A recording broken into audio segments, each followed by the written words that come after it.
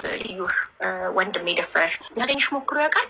እስካሁን አልነገረችው ማዳምሽ እስከ ሰራተኛችን ስትሄድ ካንተ እርጉዝ ነበረች ብላ አልነገረችውም? ዩ ቲንክ ነግራው ይመስልሻል? ያገኝሽ ሞክሮ ያውቃል? በ4 ዓመት ውስጥ ነግረዋለች። እና አገኘሽ? እዛው ሆኜ ኢትዮጵያ ሆነሽ? ደወለልኝ አንድ ቀን ማለት ነው። ኢትዮጵያ ሆነሽ? አዎ። ቁጥርሽ ከየት መጣ? ሁንጨራ ባዬ በሬዱ ዳካ ሆጂኪ ሆጂታቴ ኮንትራታ ከፊጣቴ የሮገሉፍ ጀቱ ሙጫሞ ገራቲ ቀባቴ ገልተቹን በአንድ ድንጋይ ሁለት ወፍ ሸጀራን ሰነበይቱ በአንድ ድንጋይ ሁለት ወፍ ጀራ ዳጋ ተኮል ሲምብረለም አካሴ ጀቹዳ ጃራ ኬኛ ገልገለ ወንዲ ኩን ኡፌ ገዲ ዱብ ጀዴ ቲክቶክ keessatti namoonduma danagate as danagate jirachuudha nagaan hunduma keessanii faabaayatu kabajamtu turduftuta akkam jirtu nagaa keessanii ani baay'ee nagaa ku galata waaqaa ta'u baga jiraatanii baga harregeessan sinin jedha jabaattu miti egaa anakka qotti bareedaadhan jedhe gaariidha mara kun baga mucaashi furatte galte mucaa dumbush bushee kana mucaa durbaa mucaa bareeddu amma mucaan kun mucaa waggaa afuriiti.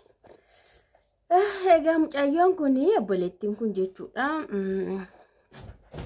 mana madaamii keessa akkuma hojjettu dhageessaniitu madaamish minaamni yeroo hojjettu jechuudha mana madaamii keessa hojjetti obboleessi madaamii immoo gudeede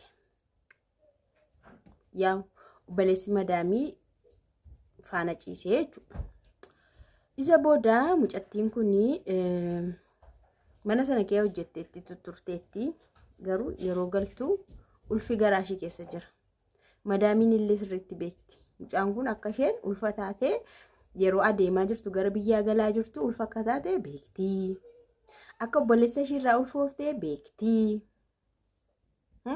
waan hundumaa sirriitti galatsaa gootee beekti jechuudha madaamiin kun እና isa booda maal gooti mucaan kun biyyatti galte erga biyyatti galte hindeesse waa'ee isaanii hin beektu isaafis bilbiltee hin beektu mucaa kee daheera mucaan kee as geessetti mucaan kee achi geessetti waan jettes hin qabdu booda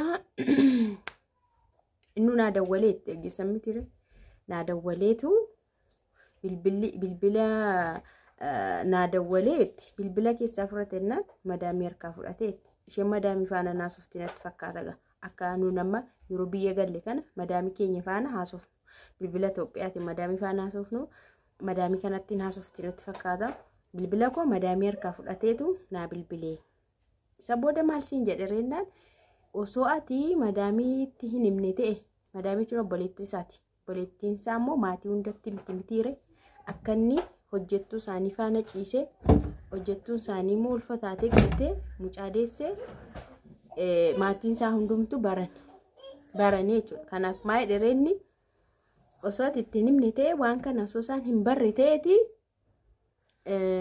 sin gargaara ture naan jedhi ergasii ani bilbila isaallee hin kaawwanne bilbila isaallee hin qabanne hin beekusii jette mucattiin kun jechuudha amma rakkoon as keessatti barame maalidha rakkoo ta'e maalidha isa warri isaa baran hundumaati faamiliin isaa hunduu baranii bakka hojjettu faana ciise mucaan kun hirra kasee akkamitti sarraatanya faana ciisee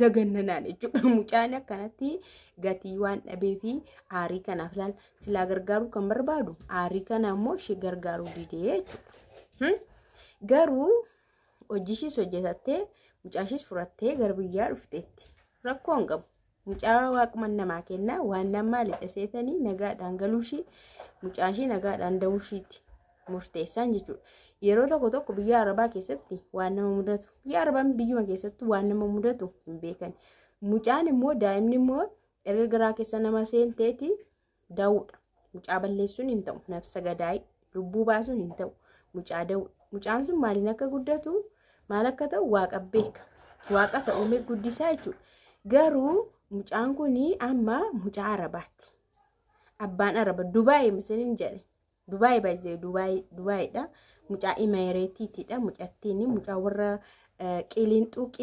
qiliinxuu bakka warra sooressaati mucaa warra sooressaati abbaan ishii sooressadha, abbaan ishii faranjii, abbaan ishii arbadha. Mucaan garoosi qurqurqurru jechaarti. Mucaan garoosi qixxeedhuma warra humaa hin qabne jirti. Garuu abbaan waan barbaade godhuu danda'a, fudhachuu danda'a. Garuu rakkoon maal ree? Mucaa hojjettu araba faana jiraata. Mucaa hojjettu arabatti hin dhaqxu, mucaan hojjettu arabatti si waamamtu.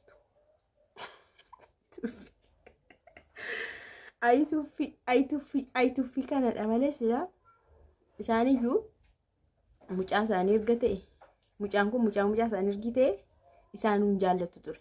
Mucattiin immoo akka bareedu argitanii qurquree wayi hin bareeddi maa inni dhugaa waaqa. Bareedina ishii kan ilaaltu immoo baga alatte ufuma ishee guddifattu. Dhugaa guddifatu. Hamma kana guddistee asiin geesse hin jechuun wanti amma rakkoo ta'u gara booda mucaan kun yeroo guddattee akkuma namoota kaan iddoo wayii geessee yookaas umuriin ishii guguddate 18 ol taatu gaaffii gaggaafatte jechuudha. Bakka abbaa kana ana abbaan koo eenyu? Ana abbaa hin qabuyyuu ani eessatti dhaladhee eessaa na fiddee abbaa koo na agarsiisi, abbaa koo faana wal na barsiisi, abbaan koo fira hin qabu, ani aadaadhaan qabu, fira abbaa hin jiru minaamin yeroo jettu haadha hin dhiphiste. Haadha dhiphiste jechuudha. Yoo abbaan kee du'e reettee ishii warra hin qabu, haadha hin qabu, abbaa hin qabu. Ijoolleen bara kanaa waan isheen nama gaafattu immoo baladha. Maatii hin qabu, fira faa hin qabu ture inni jette jechuudha. Yeroo sana baay'ee isheetti dhaga'ama. Kanaafi argachuu akkamitti akka abbaa ishee argatte abbummaa isaa qofa mirkaneeffattu kana bira ga'utu rakkoodha malee mucaallee bagadeessee baandii dingaa hulattu waaf.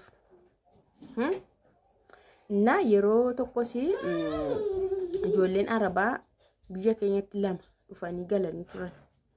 Achi maal ta'u asitti baay'ee haati kun rakkannaani deebiseen geesseeyyi achumatti isatti gataa iddoonni jirutti gataa. Itti heerumteetu isheen heerumtee kaateetu. Iddoo tokkotti immoo arabatti yoo heerumanii arabni ijoollee isaa nama harkaa fudhata. Ishii tokko argitanii Saawud Arabiyaa ishee miidiyaa kanarratti karaa imbaasii ijoollee 2 harkaa fudhate haadha manaa maasaa jechuudha.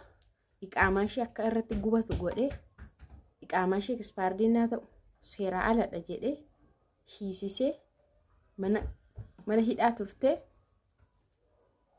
Itoophiyaatti kan gashee dhageessanii tulli seenaa kan ijoollee 2 harkaa fudhate jechuudha. Tokko immoo akkas godhaa jechuudha. Tokko maaliif beektu inni irratti fuudheetu ishee irratti fuudhee araba irratti fuudhee ani Itoophiyaa yookaas hojjettuu kan turte faana walqixa hin jiraadhu jetteen arabni ishee lammata fuudhamte. Kanaafuu ishee hiikuu qabda geggeessi ijoollee ishee anatu guddisa.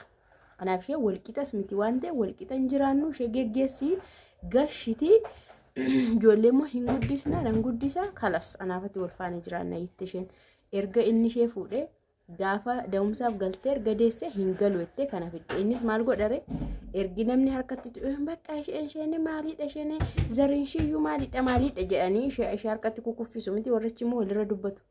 Kanaaf ishee kana deeffadhu ishee geggeessinnaadhaan akkana godhee muudii akkasii fayyadamee xillig godhee Itoophiyaatti ishee erge. Gaarii 20 meeqa kan isheen jiraatte jechuudha biyya sana. Iddoo tokko akkas nama godha. Na baay'ee tokko rakkoodhaan siniin jedha ka biyyi nama.